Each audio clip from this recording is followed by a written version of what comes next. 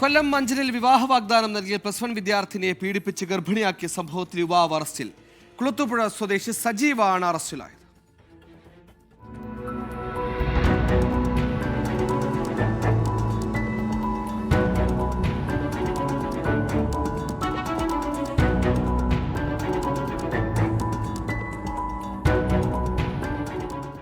ഒരു വർഷം മുൻപ് അഞ്ചലിലെ ബാഗ് കടയിൽ വെച്ചാണ് സജീവ് പെൺകുട്ടിയെ പരിചയപ്പെടുന്നത്.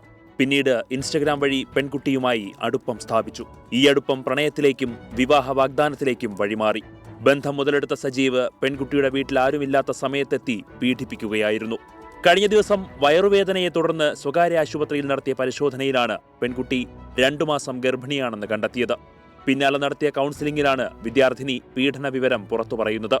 അഞ്ചൽ പോലീസ് സജീവിനെ കോന്നിയിലെ ബന്ധുവീട്ടിലെത്തിയാണ് കസ്റ്റഡിയിലെടുത്തത്. പോക്സോ ഉൾപ്പെടെയുള്ള വകുപ്പുകൾ ചുമത്തി അറസ്റ്റ് രേഖപ്പെടുത്തിയ പ്രതിയെ കോടതിയിൽ ഹാജരാക്കി റിമാൻഡ് ചെയ്തു.